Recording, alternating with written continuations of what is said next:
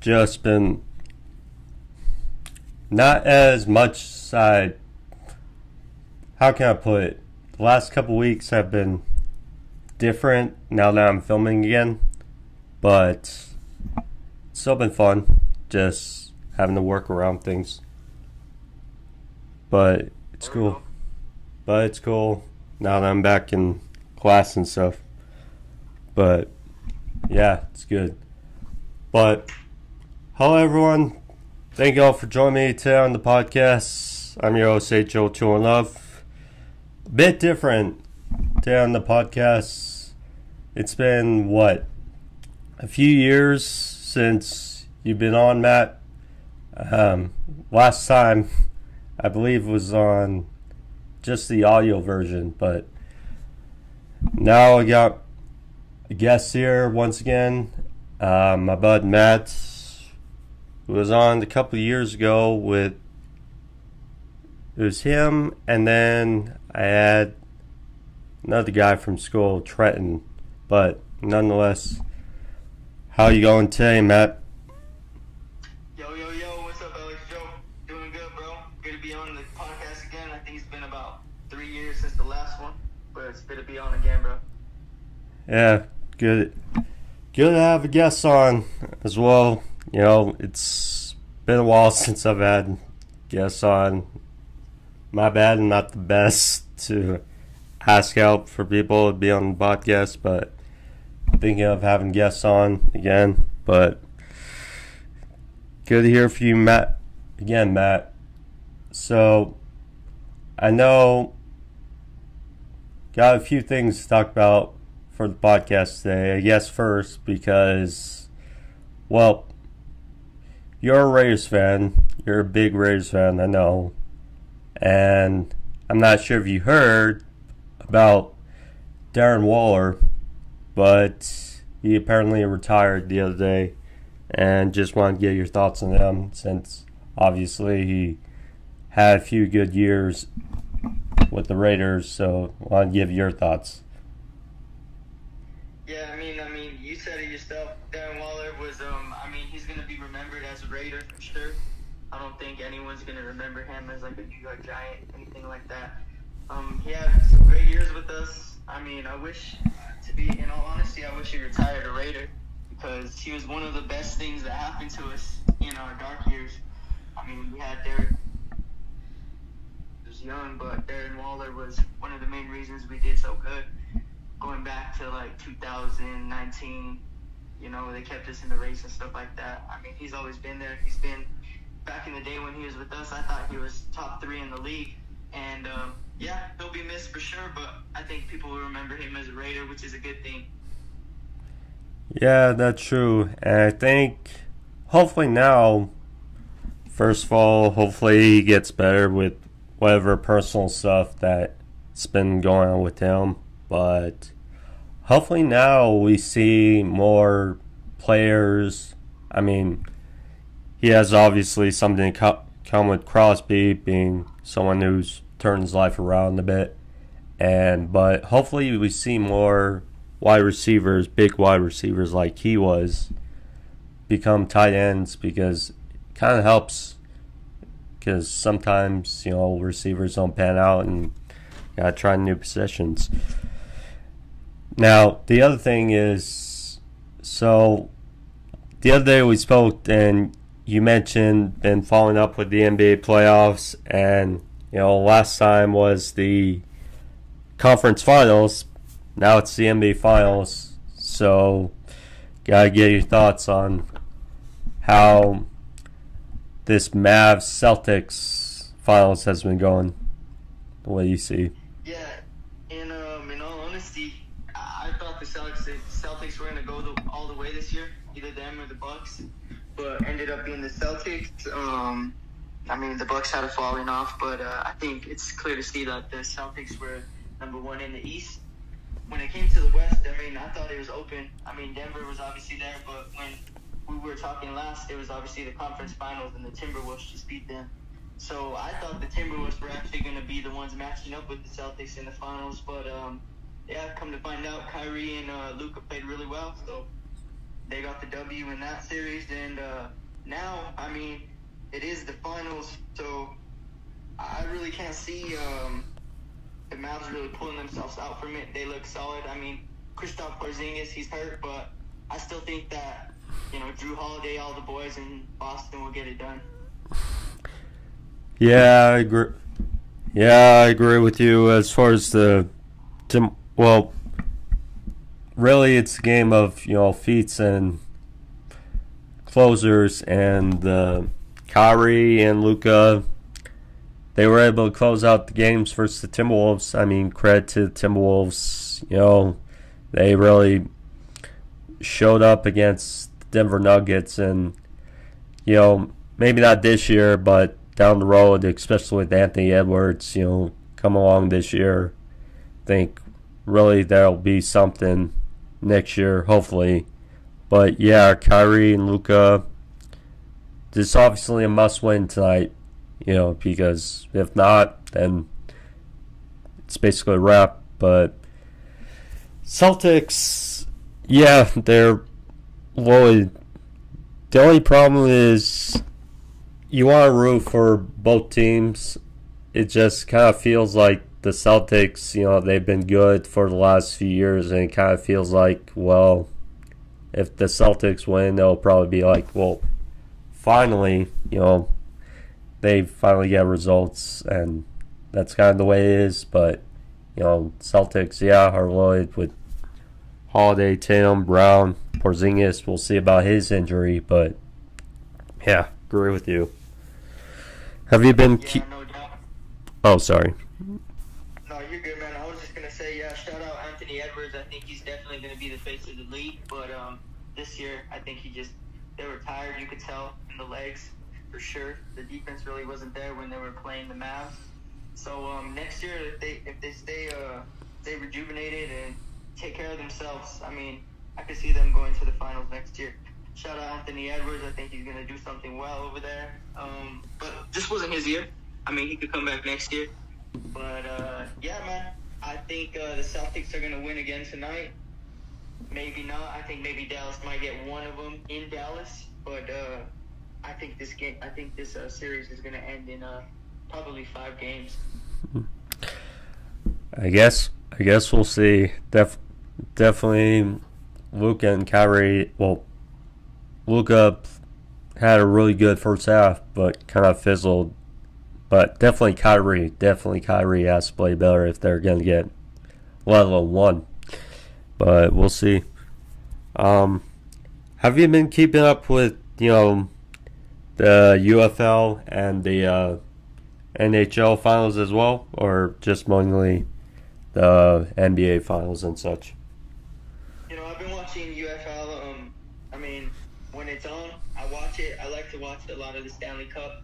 I mean, I'm a Minnesota Wild fan, so we haven't really done anything in a long time. This is probably where the stars. So, to be honest with you, the North, I should say, my bad. But like I said, bro, to be honest with you, I like the Panthers, but I mean, this is a tough series. It's a nice one. It's good to have.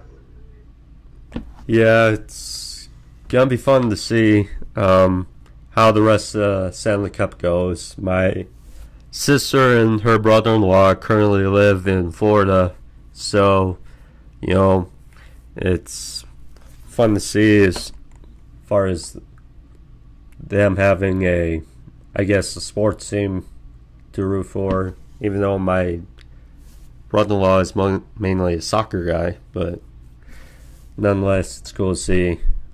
But yeah, McDavid, Hyman, Draisaitl, see how Edmonton does, but yeah, Panthers, Bobrovsky, I gotta give credit to him. He's arguably the best goalie out there, so it's great to see. No doubt. Yeah, it's great to see, but we'll see. They obviously head to Edmonton, I think, either tomorrow. Yeah, probably tomorrow, but either way, it's going to be fun. And No doubt. but yeah, the UFL, I think, championship game is on Sunday. And I think that'll be fun. I enjoyed.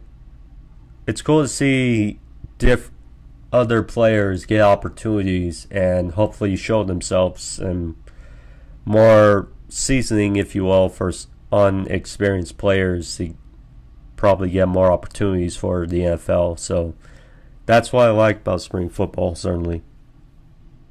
Yeah, I mean, if you're a football lover, you're gonna love spring football because obviously you can't watch your favorite team that's playing in the fall and playing in the winter, so you're gonna love that spring football while the time passes. And I totally agree. I totally see it. I really wish. The UFL, man. If they ever expand, they should come out here to New Mexico. I think that would be really good for the state, and I think a lot of people really dig that shit. Yeah, definitely. Definitely, it's hypothetical, but definitely if we could get a stadium as good, if not better, even if they wanted to, playing in Dream South Stadium, that's one of the favorite stadiums to be in, nonetheless, for football. So if they were to expand, then I would definitely be up for it. Yeah, definitely. So, what about you, bro? Have you been keeping up with any combat sports? yeah, well, UFC, no, let's see. So UFC 302 was, I think, last week, and then, not sure if you saw the, Jared Cannonier, controversial stoppage for, I think it was Saturday. But yeah, that was some unique fights. The only issue with combat sports nowadays is that, the streaming aspect, and, it's like back in the day, you could just either was free fights or you can just buy them regularly. And then, so with the streaming aspect, you have to buy a streaming service and then buy the fights. So that's con about it. But what about you? Yeah, man. I've been keeping up with it. I've been getting into a lot of boxing lately. That's where my time's been really going. I've been following like the 135 division up to like 145. I think there's a lot of great boxers in that division. So I've been watching a lot of boxing. As for the UFC, there has been a lot of cool fights. I want to see a little bit more. I want to see Max Holloway versus Tiporia from Spain, the new champ. I would like to see that fight for sure. But other than that, man, I've just been really watching boxing and waiting for the UFC, something good to catch my eye. Well, speaking of boxing, I might as well ask you about the two big fights that happened the last couple weeks. With first of all, with Usyk knocking or defeating Tyson Fury. Did you catch that fight? Yeah, for sure, man. Usyk, he's a great fighter. I've always thought since he won since he was on the what is it called, the division right under heavyweight.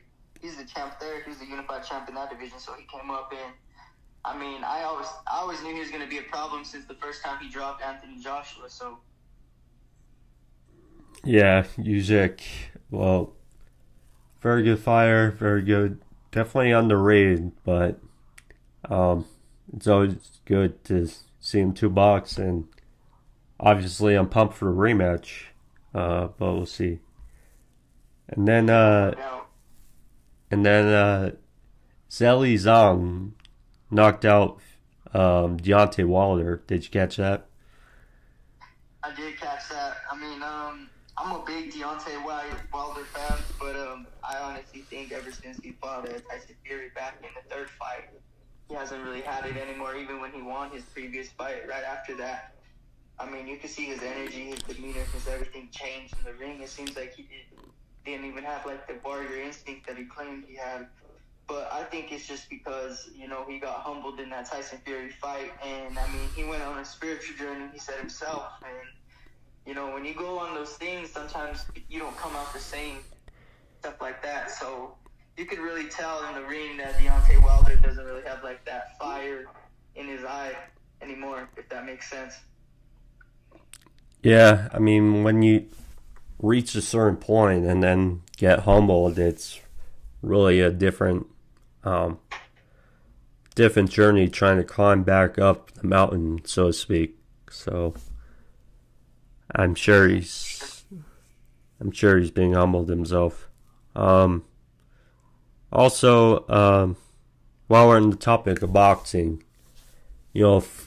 Francis Ngannou, he's fought, Tyson Fury, and then he got knocked out by Anthony Joshua. How do you think how do you think he is as far as potentially a more serious future in boxing? It could go two ways. I mean, Francis Ngannou, obviously he actually is the heaviest puncher in UFC history.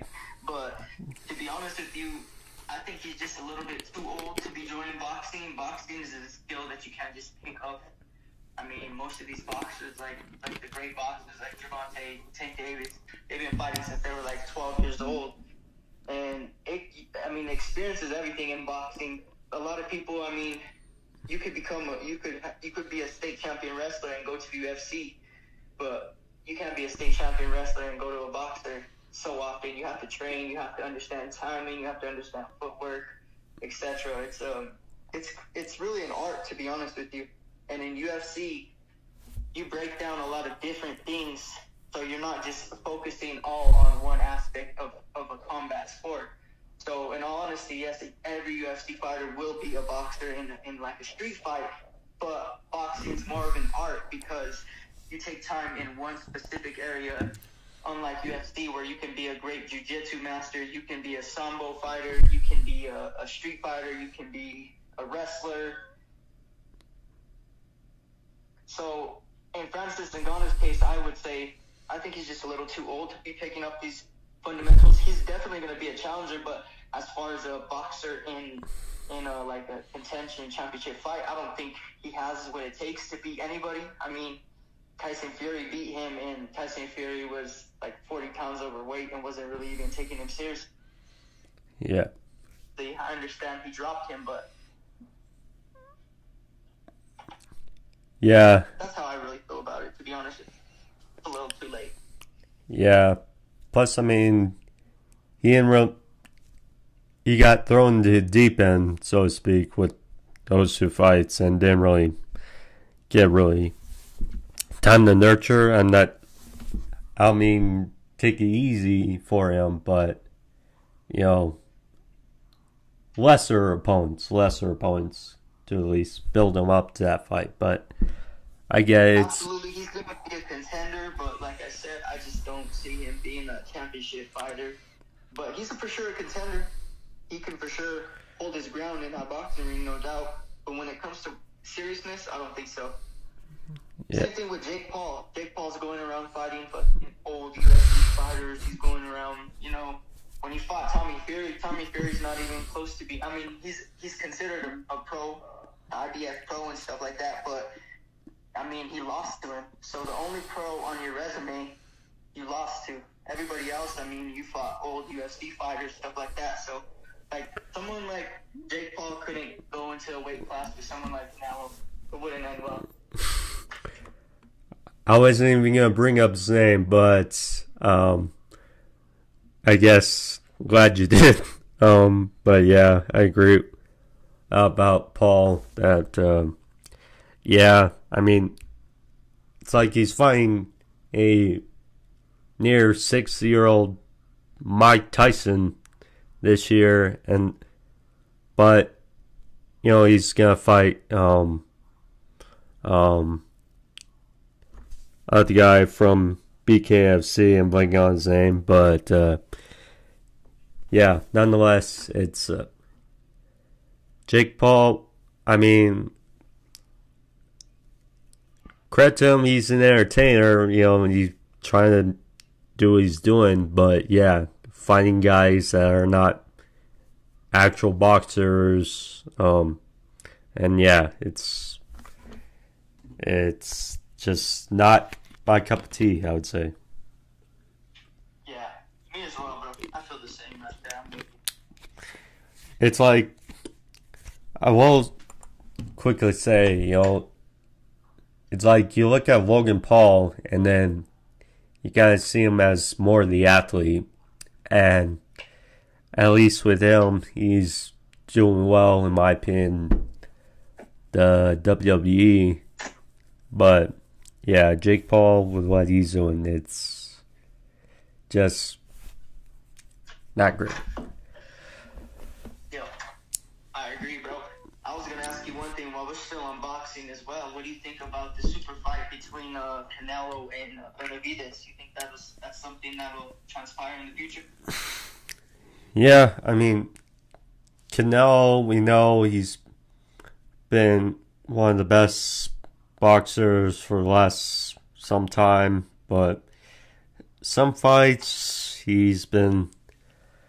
um he's been tested, but with Benavidez it can be a solid fight, and we'll see, but I think it would be a fun fight, certainly.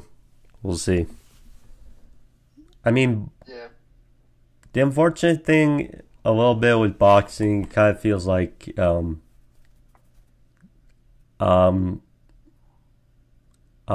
I guess new stars really have to take shape, but yeah, nonetheless, it's always good to watch boxing here and there, certainly. Yeah, for sure. For sure. So, Let me ask you, what do you think about the draft this year with the Patriots? well, let's see. So, Drake May was the quarterback wanted to draft. If we couldn't get, Caleb Williams, but Drake May, big arm, big quarterback. I think Pats Nation definitely wants their version of Josh Allen. We'll see. I'm not sure if he'll be that good, but that's the hope. But as long as he does better than Mac Jones, because that situation just fizzled out. I kind of feel bad for Mac Jones, but it is what it is. But yeah, hopefully with May, I think he'll do good. I do think it was good as well to draft Milton out of Tennessee, because as well as for him, he has a rocket of an arm, and really the quarterback room has not been great the last couple years since Brady has left. So yeah, but we'll see with May. Yeah, we'll see. Plus, it's a new coaching staff a bit, so it may take some time to develop some of these guys. But I like Polk, Washington. They had good receivers down there. Yeah. Overall, it was a so-so draft, I feel, so far, but we'll see. The Patriots just have not, I guess, supplied really well as far as offense the last couple of years. And that's kind of why Brady left in the first place. So we'll see. Well, how about you with the Raiders? I can tell, like, Brock Bowers, that certainly was a fun pick. One of my favorite picks, certainly, um, on night one. But what are your thoughts on the Raiders draft? For sure, I had the first night of the draft when we actually drafted him. I had mixed feelings, to be honest with you, because the year prior in the second round we picked up Michael Mayer and out of Notre Dame, and he did really well for us. So I have mixed feelings. Brock is obviously the best tight end in football, but I honestly wanted like a cornerback. Wanted a quarterback from Alabama. Jaden Daniels, of course, I wanted us straight up actually with you guys to try to pick him up. But he was already gone at 2, so we couldn't really do that. But when it came down to it, I started watching his tape, and I understand this kid never gets tackled. So I was just like, wow, I'm actually really, really happy we got that, because Michael Mayer, he's a great catcher, but I mean he's a blocking tight end, so I could see Brock doing some really good things when he gets that ball in his hands, some yards after catch. That'll go through the roof with us, I think. Yeah, and of course, Devontae Adams still there. Myers still there. I mean, you got some solid guys on offense. So, I think, of course, the biggest question with the Raiders is, well, there was speculation on they will be drafting, a high stakes quarterback, like you said, trying to trade for Jaden Daniels. That didn't materialize, but you guys signed Minshew, and O'Connell. He did okay, not great, but yeah, this is rookie year too. I mean, I think he's going to do some really good things his second year, because he got through into the fire. I mean, his first game in the NFL was against the Chargers, and Khalil Mack had 6 sacks against us. So I think he'll learn. Yeah, definitely. And definitely hope. Getting Christian Wilkins, that was a solid pick, I think, for. Oh yeah, that was a good one. Pair up with Crosby, But yeah, I guess we'll see. That division. One thing about sorry to cut you No, off, Joe, but I need to say this.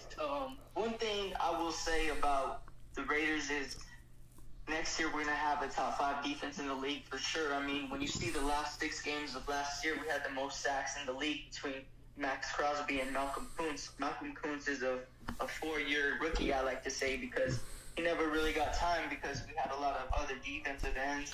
And, of course, we still have Tyree Wilson out of last year's first-round draft pick. And I think he's going to be more of a defensive tackle like Christian Wilkinson, and we'll play Max Crosby and Malcolm Kuntz on the edges. So I think that'll work really well for us. And if that does, and I mean, our secondary did a lot of great things last year as well. I mean, Trayvon Mary, he played a lot. And he played well, to be honest with you. He had like 4 interceptions on the year, I believe. So that was really good for us. Yeah. Bunch of optimism. Definitely felt for the Raiders. I mean, guys are definitely better than the Broncos. That's easy. It's just a matter of we'll see for the division, because Chiefs are Chiefs, Chargers. Has to do with the quarterback. Yep. But we'll see. O'Connell, yeah, we'll see. But at least it feels like a stable coaching matter now. Yeah, because I liked Gruden at the time, but I can, besides of the reason why he was outed, it didn't materialize, and but yeah, Antonio Pierce, it definitely seems like a stable staff. Certainly seems for the black and silver.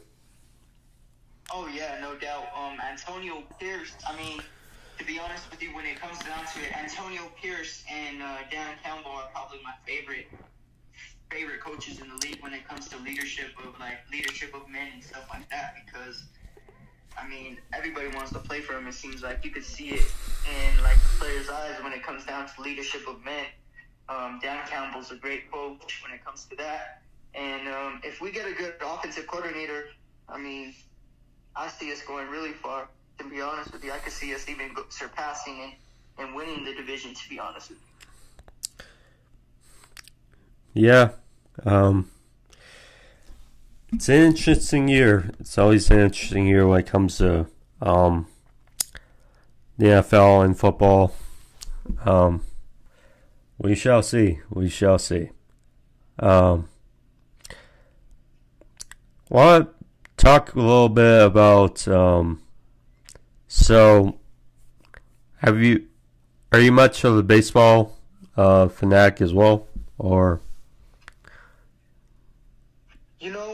Honestly, to be honest with you, I'm not much of a baseball guy. I mean, I played when I was a kid and I sucked, so I never went back, and I never really enjoyed watching it either. But I mean, I'm all in it for the hot dogs and the fireworks. So yeah,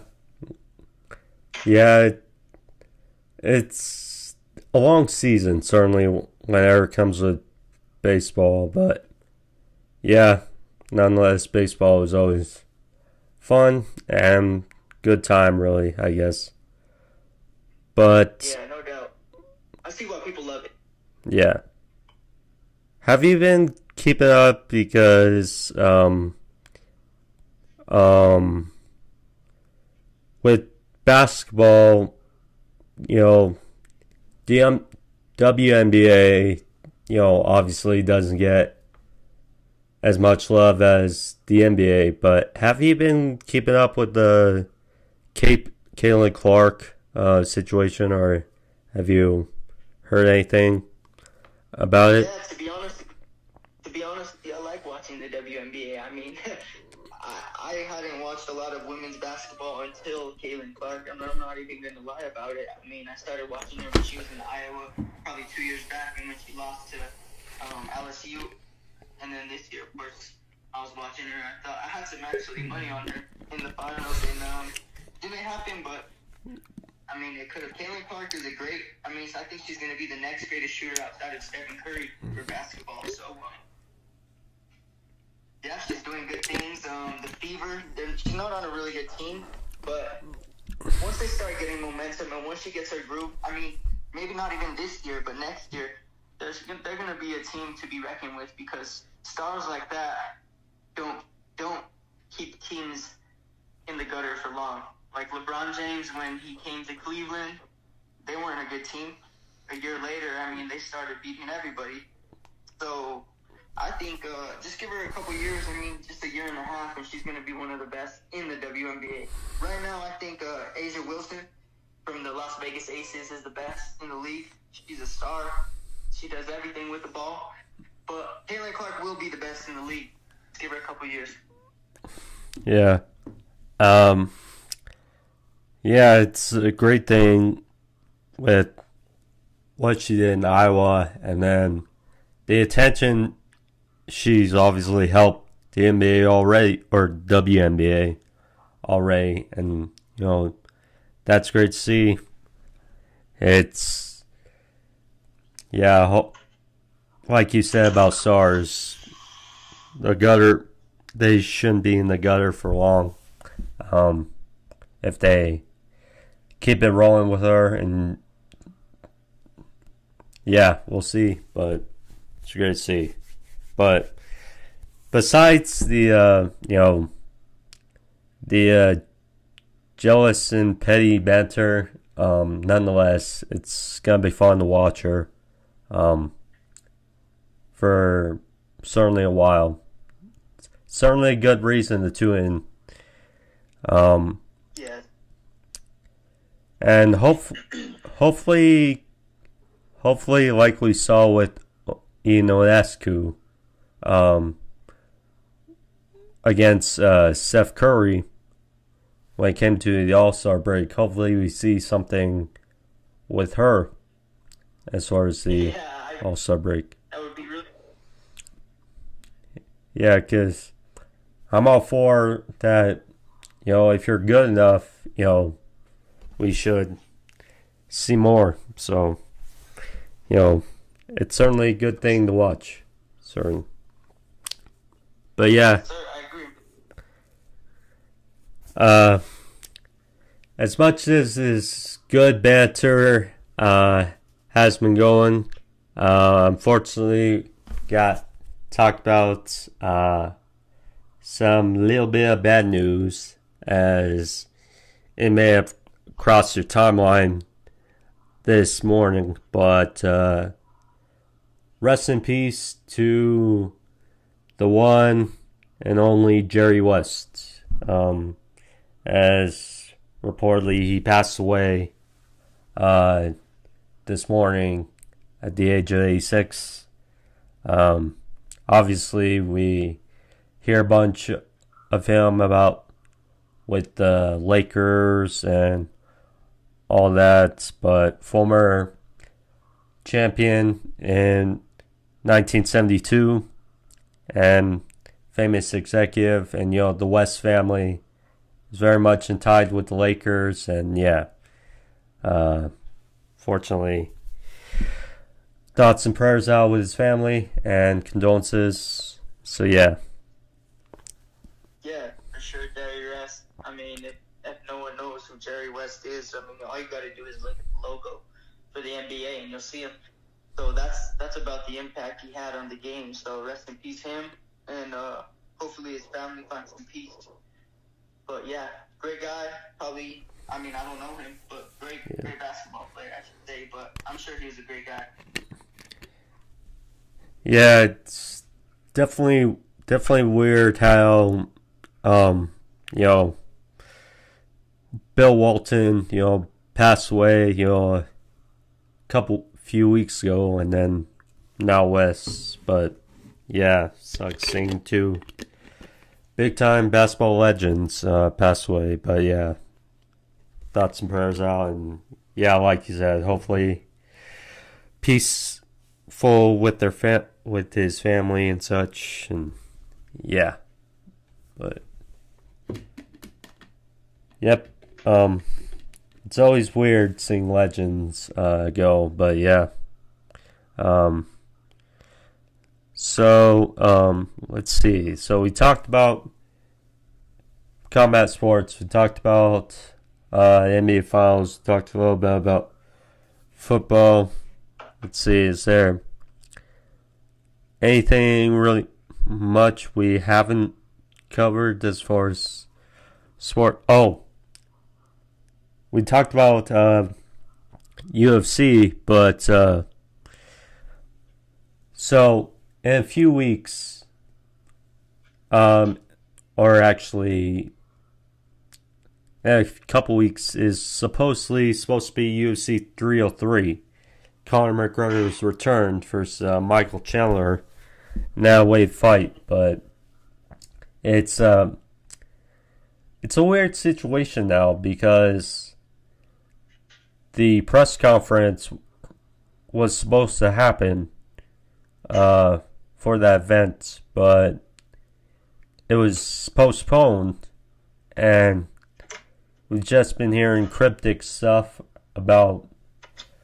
from Conor and Chandler. So curious what your thoughts are, and obviously it's a great fight, and we're obviously hoping it happens, but what are your thoughts? To be honest with you, bro, I'm really hoping that fight happens, man.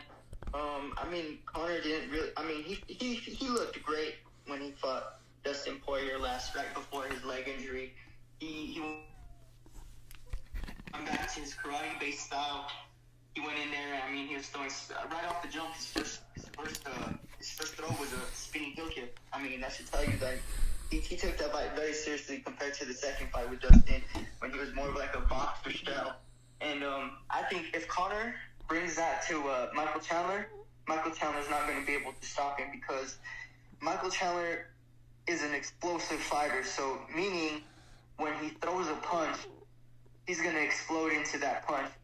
Conor is a sniper, so if he backs up, he's gonna snipe him, almost like a Jose Aldo all over again. Jose Aldo extended too much with the right hand.